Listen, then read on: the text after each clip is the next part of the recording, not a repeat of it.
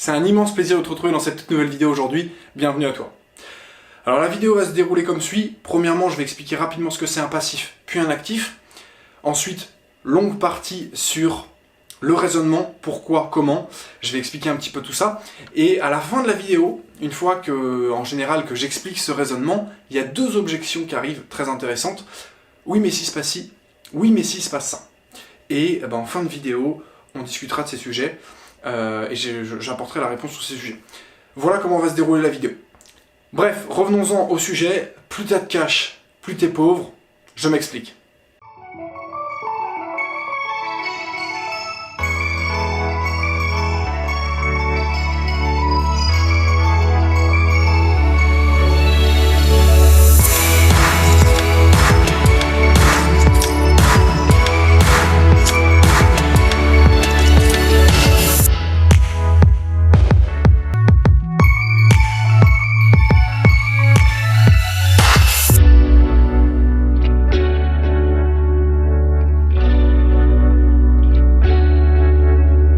Alors avant de rentrer dans le corps de la vidéo, il faut bien comprendre ce qui est un passif et ce qui est un actif.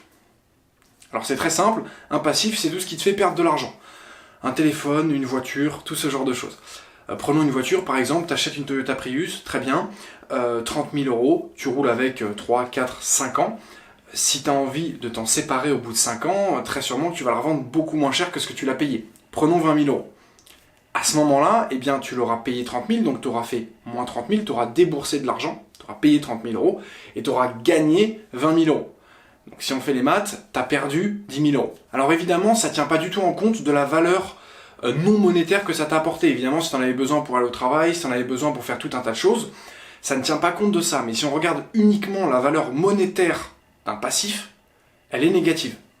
C'est-à-dire que tu perds de l'argent. Là encore, téléphone, voiture ou peu importe, tu l'achètes à un certain prix, tu la revends plus tard dans le temps, un prix inférieur à ce que tu l'as acheté, et donc tu perds de l'argent. A contrario, les passifs, c'est tout ce qui te fait gagner de l'argent. Et à ce moment-là, il y a deux façons de gagner de l'argent, soit un peu comme un passif, c'est-à-dire j'achète quelque chose, mais cette fois-ci je le revends plus cher, et donc je fais une plus-value, c'est pareil, je gagne de l'argent, ou alors ce quelque chose que j'ai acheté, il me procure une rente régulière et je le revends le même prix que ce que je l'ai acheté. C'est un peu soit une action de croissance, c'est-à-dire que j'achète peu cher, j'attends qu'elle augmente beaucoup et je la revends. À ce moment-là, pendant la période de détention, elle ne m'a rien donné, mais par contre je la revends beaucoup plus cher que ce que je l'ai acheté. Ou alors, deuxième possibilité, j'achète une obligation, 1 000 € par exemple, ça me produit une rente, tous les mois, tous les trimestres, peu importe, et je la revends le même prix que ce que je l'ai acheté, c'est-à-dire 1000.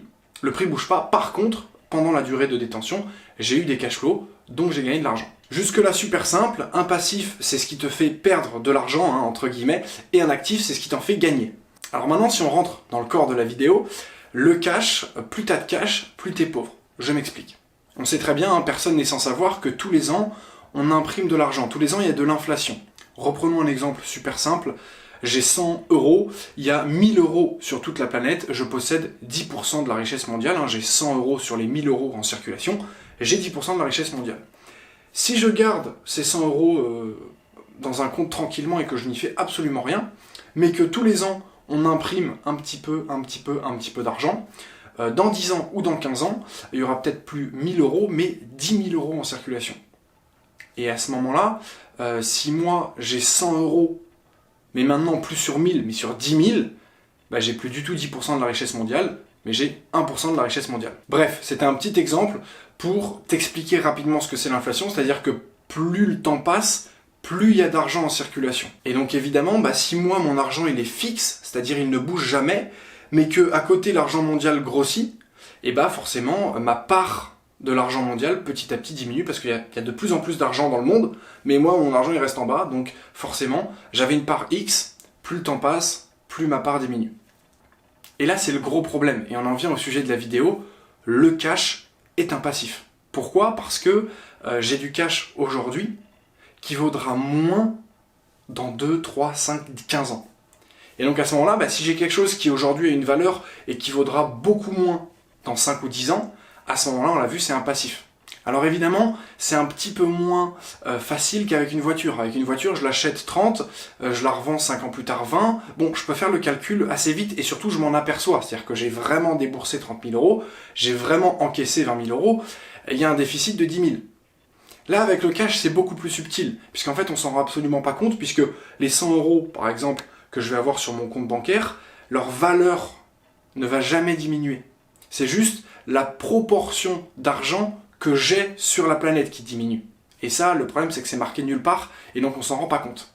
Et c'est d'ailleurs bien pour ça qu'il y a énormément de gens qui ont beaucoup d'argent sur un compte bancaire, et en fait, ils sont assurés tous les ans de perdre de l'argent. Sauf qu'évidemment, ça se voit pas, et donc il y en a beaucoup qui passent à côté, il y en a beaucoup qui l'oublient, mais avoir du cash, c'est la seule manière sûre et certaine de perdre de l'argent. Bon, une fois qu'on a dit que le cash c'était un passif, ça y est, on a compris pourquoi, parce que sa valeur diminue à travers le temps, et maintenant on s'en rend bien compte. Plus j'ai de cash, plus j'augmente mon nombre de passifs, puisque si j'ai beaucoup de cash, j'ai beaucoup de passifs. Et nous, c'est pas ce qu'on veut. Quand on investit, on a envie d'avoir beaucoup d'actifs, c'est-à-dire beaucoup de choses qui nous rapportent de l'argent, et assez peu de passifs, assez peu de choses qui nous font perdre de l'argent. Comme ça, encore une fois, quand on fait les maths, si j'ai beaucoup là et peu là, plus, moins, ça me fait du plus et je suis content. Or, l'inverse est vrai, si j'ai très peu d'actifs et énormément de passifs, en fait, je suis obligé de débourser, je perds de l'argent parce que j'ai beaucoup de passifs et que mes actifs ne couvrent pas mes passifs. Or là, quand on se dit, super, j'ai 50 000 euros en cash, je vais mettre ça sur un compte en banque, j'ai 2-3 petites actions, c'est nickel, j'ai 50 000 euros dans mon compte en banque, tout va bien, j'ai un petit peu de passif, mais ça va, je suis large. Et là, c'est la grosse erreur, tu le vois bien, parce que ce cash-là ne va pas du tout dans les actifs, il va dans les passifs.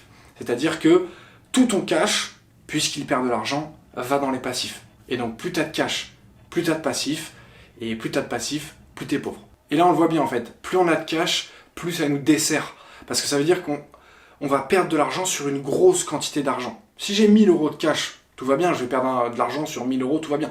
Si j'ai 50 000 euros, 100 000 euros de cash, à ce moment-là, je perds beaucoup d'argent parce que je perds un peu d'argent sur beaucoup d'argent. Dernière note, évidemment, c'est sur du moyen, long terme. Si tu as du cash pour 6 mois, 1 an, c'est pas un problème. Évidemment, j'étends le raisonnement jusqu'à l'infini, entre guillemets, mais c'est ce qui se passe vraiment. Évidemment, à quelques semaines, quelques mois près, rien de très grave. Par contre, s'il y a des gens qui disent « Bon, non, moi je mets beaucoup de cash de côté pour dans plus tard, 15-20 ans », là, ça devient un vrai problème. Parce qu'en fait, leur cash diminue. Alors évidemment, eux, ils mettent de côté à chaque fois, mais leur cash diminue. Donc au mieux, ils vont réussir à se maintenir à l'eau. Dans le pire des cas, même peut-être que ça va doucement diminuer. En tout cas, une chose est sûre, c'est qu'il ne va pas y avoir cet effet accumulation de richesse. Parce que tout ce qu'ils mettent de côté, on est sûr que ça diminue. Et donc plus, moins, voilà, ça fait, on va dire, 0. Et à ce moment-là, ils sont sur une ligne. Au mieux, ils sont sur une ligne, sinon ça décroît. Bref, en conclusion de la vidéo, ce qu'il faut retenir, c'est que moins tu as de cash, mieux tu te portes. Et donc il dérive de ça une chose, c'est qu'en fait on n'a pas vraiment 3 choix, qui sont, quand je reçois par exemple mon salaire, je reçois un revenu, en général on pense qu'on a 3 choix. Dépenser, consommer épargner ou investir. C'est-à-dire soit j'achète quelque chose, un bien ou un service, je consomme, soit j'investis, ou alors je fais rien. J'épargne, je mets mon argent de côté, et puis on verra plus tard. Or, en réalité, cette case épargner, elle ne doit pas exister en fait. Parce que, soit tu consommes, tu perds de l'argent, mais à ce moment-là, tu récupères quelque chose, un bien ou un service. Mais si tu épargnes pour perdre de l'argent, c'est-à-dire tu mets ton argent de côté, il perd en valeur, mais en retour, tu ne gagnes rien, à ce moment-là, ça ne sert à rien. Autant consommer directement, là au moins, tu es sûr de perdre de l'argent, mais tu reçois soit un bien, soit un service, là on est d'accord. Ou alors, beaucoup mieux, tu l'investis, peu importe, ça c'est pas le sujet de la vidéo, mais tu l'investis et à ce moment-là, l'argent que tu as gagné te rapportera de l'argent. Mais épargner, c'est pas une solution. Voilà, c'est la fin de la partie corps de la vidéo. Ensuite, je vais répondre à 2-3 objections qu'on me pose tout le temps quand j'explique ce raisonnement. Donc, s'il y a quelque chose à retenir, c'est que le cash n'est pas notre ami. Plus on en a, moins on se porte bien. Deuxième chose, on n'a pas 3 choix, mais 2 choix. Soit je consomme, soit j'investis. Mais épargner pour du long terme, c'est pas possible. Et dernière chose, le cash est un passif. Ne pas confondre, ne pas se dire « Ah j'ai beaucoup de cash, j'ai beaucoup d'actifs, tout se passe bien ». Bon voilà, je pense que tu l'as compris. Je t'ai un petit peu expliqué le principe, le raisonnement. J'ai étendu évidemment le concept à l'infini pour que tu comprennes. Comme je dis, à très court terme, c'est pas un problème. Mais sur du long terme, là pour le coup, ça devient très problématique. Et en général, quand je détaille ce raisonnement, il y a deux grosses objections qui arrivent tout de suite que je vais te présenter.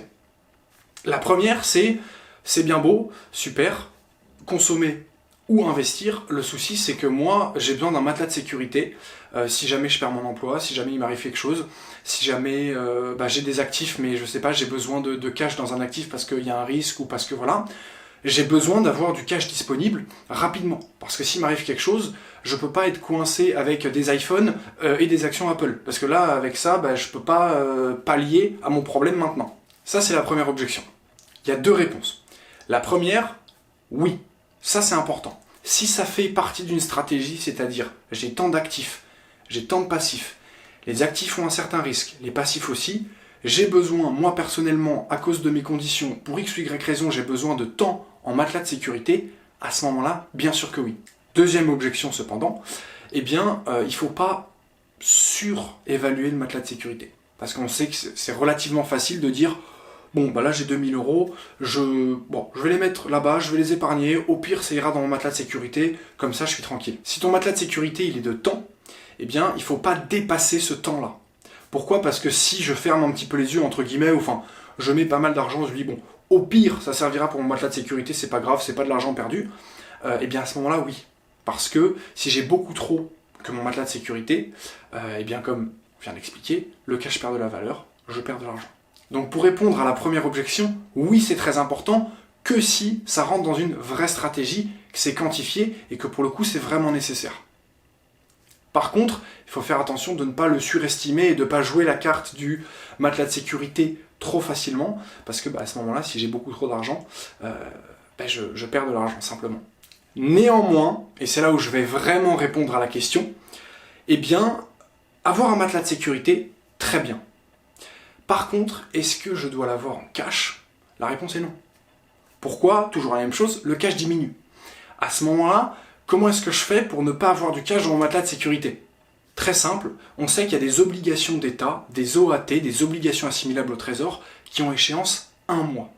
Ce qui veut dire que tous les mois, tu vas envoyer de l'argent à l'État, et le mois d'après, à la fin du mois, il va te rendre cet argent avec tes intérêts. Et ce, tous les mois. Ce qui veut dire que tu peux faire une rotation. Imaginons, prenons un exemple, que j'ai 10 000 euros dans mon matelas de sécurité parce que j'en ai besoin au cas où il se passe quelque chose, 10 000 ou peu importe d'ailleurs, nous sommes le 1er janvier, je peux envoyer mon argent dans une obligation assimilable au trésor, une OAT. Voilà, je sais qu'à la fin du mois, on va me rendre mon argent avec mes intérêts. Ensuite, le 1er février, je peux recommencer. Je me dis, bon, ok, je les mets 1 mois, on verra après. Le mois passe, on me rend mon argent avec mes intérêts. Le 1er mars, je recommence la démarche. Et je recommence la démarche tant que je n'ai pas besoin de mon matelas de sécurité. Donc évidemment, là, même si mon matelas de sécurité, c'est pas du cash pur et dur, c'est des obligations qui ont échéance 1 mois. Ce qui veut dire que c'est extrêmement court comme durée.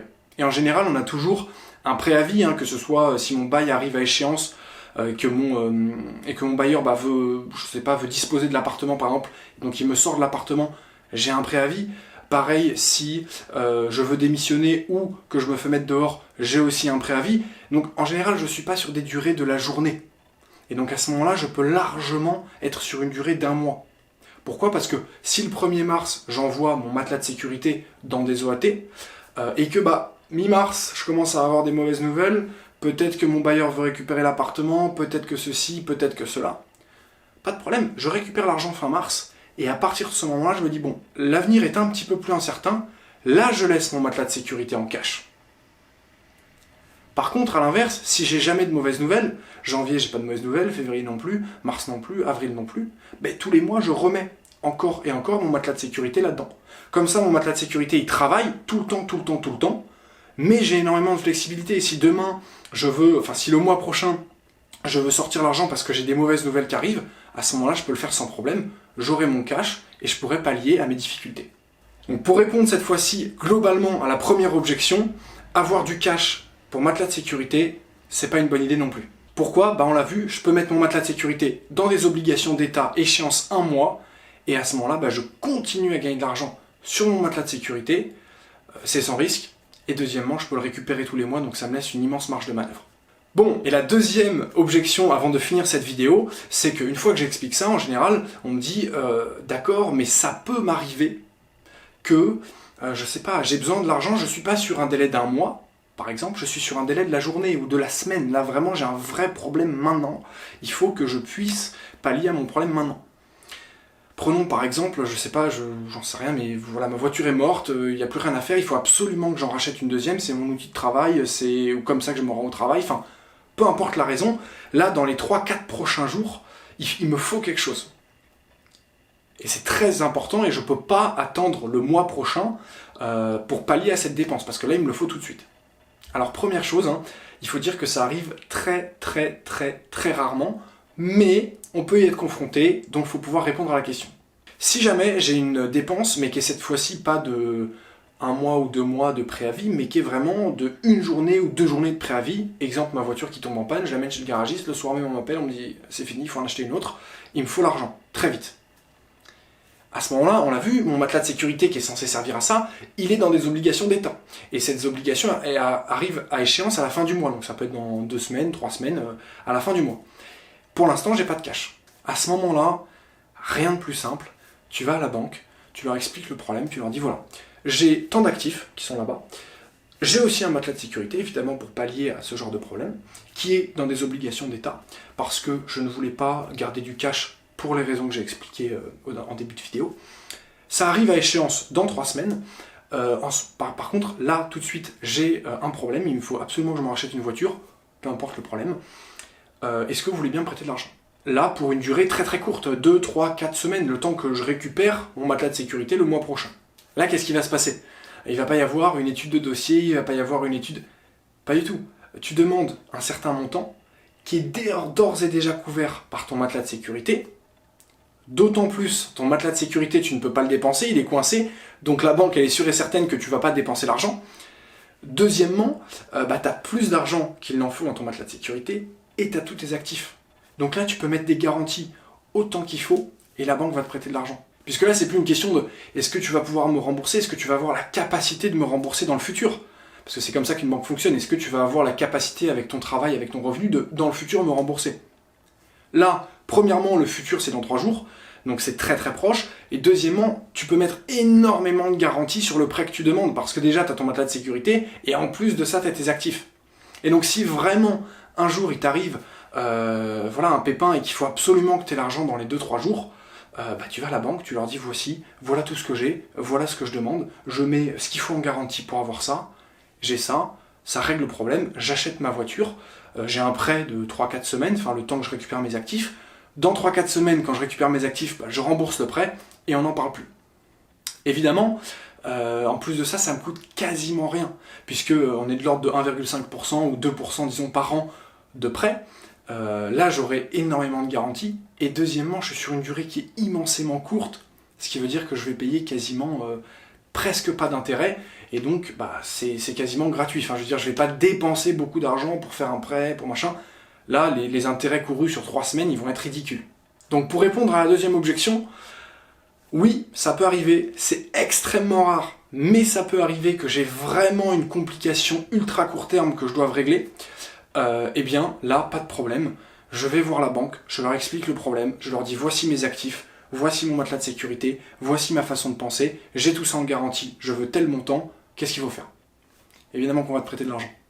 T'as énormément de garanties, c'est sur une durée qui est excessivement courte, ils prennent quasiment aucun risque, l'argent est bloqué, ils te prêtent de l'argent. Donc voilà les 2 objections qui sortent très généralement quand tu expliques ce processus. Et voilà, la réponse est est-ce que j'ai absolument besoin de cash? La réponse est non. Parce que pour même les 2 situations que je viens de t'exposer, tu n'as pas forcément besoin de cash, d'argent liquide, pour régler, pour pallier la situation. Bref, en conclusion de cette vidéo, c'est déjà la fin. Le cash n'est pas ton ami, donc plus tu possèdes de cash, plus tu as de passif, attention. Et deuxième chose, même si tu as besoin d'un matelas de sécurité, tu peux le faire sans cash, c'est même recommandé de le faire sans cash, parce que tu vas continuer à gagner de l'argent sur ton matelas de sécurité, tout en ayant un matelas de sécurité, puisque tu vas pouvoir pallier à des événements moyen terme sans aucun problème, 2 à des événements très court terme en faisant un pré-relais entre guillemets de quelques jours, quelques semaines, le temps que tu récupères ton matelas de sécurité. Donc pour conclure, Tu vois que c'est quand même relativement simple et que en fait le cash n'est pas du tout une bonne chose et qu'on n'a que deux solutions. Soit je le dépense tout de suite, soit je consomme. Et à ce moment-là, pour l'argent que j'ai dépensé, pour l'argent que j'ai perdu, j'ai un vrai service ou un vrai produit, ou alors je l'investis. Mais si je le laisse là en plein milieu à rien faire, je perds de l'argent pour rien. C'est-à-dire j'ai même pas un service, ni un produit, j'ai rien. Par contre, le cash lui perd en valeur. C'est déjà la fin de cette vidéo. J'espère que ça t'a plu. Bon investissement et on se voit très vite dans une prochaine vidéo.